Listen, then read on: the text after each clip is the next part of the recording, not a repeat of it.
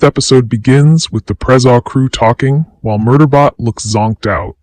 We learn they must remove the wires from the override device implanted by the Black Sec unit, which are still protruding from our titular bot. Then we rewind to the final minutes of episode 4, in which Sec unit shoots itself before the override to its combat module, courtesy of the Black Sec unit, takes effect. Naturally, Mensa, Pinley, Rathi, and Arata go into panic mode. They decide to take Sec unit back to the Prezok's habitat for Garothan to examine. Mensa asks Arata to keep an eye out for any other hostiles. One woman, Libibi, calls out to the group from afar. Her reflexes kicking in, Arata fires at her. Thankfully, she stops before she truly harms Libibi.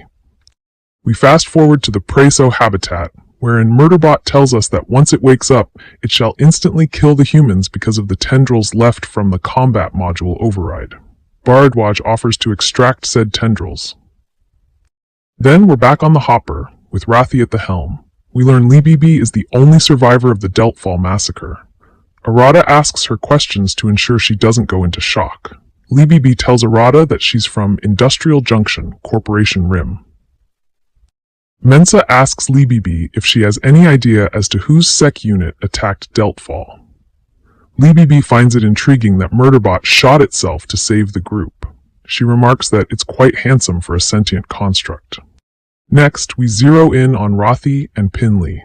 Rathi asks about having children. Have Pinley and Arata broached the subject? There's something about a massacre and a near-death experience that makes one think about the future. Pinley admits they haven't thought about kids. Back in the present, Bharadwaj removes the wires from the override device. Libibi is naturally triggered by seeing Sec unit. She learns our group hails from the Preservation Alliance and remarks that her Deltfall bosses referred to them as amateurs.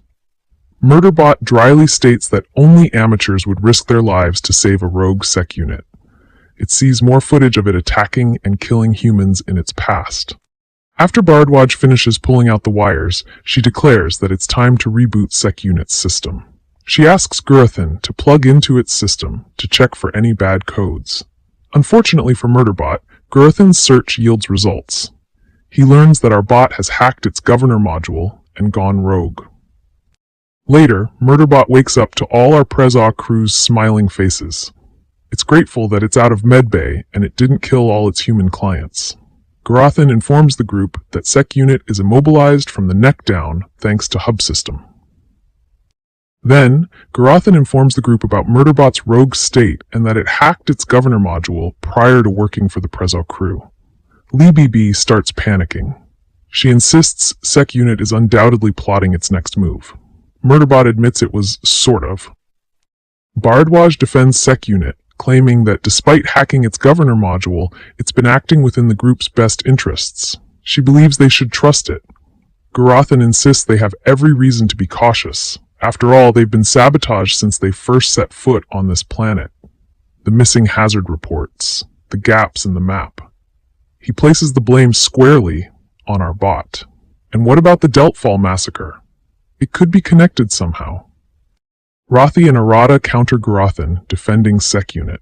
It told them to kill it after the Black Sec unit overrode its combat module. Why would it do that if it wanted to hurt them?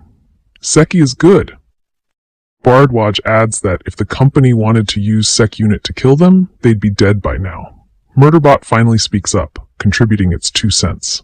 It reveals that the company would poison their supplies using the recycling system. However, the company has a financial interest in keeping the Priest Aux crew alive. Then, the conversation pivots to how Sec unit spends its time, downloading thousands of hours of TV shows. Garothan assumes it's using the downloads to send encoded messages to the company. Rathi references a deep cut of a Sanctuary Moon episode, which Murdaebot instantly comments on. It's watched every episode. After this, Murdaebot proves it's not truly immobilized as Garothan planned. It hacked hub system to override it. Sec unit begins choking Garothan, pinning him to the wall. The others urge Sec unit to let him go. Murdaebot tells Garothan it doesn't like him. Once Sec unit releases Garothan, Mensa insists it remain part of the team. She doesn't want to send it away. She promises not to disclose its rogue state, nor will anyone else in this room.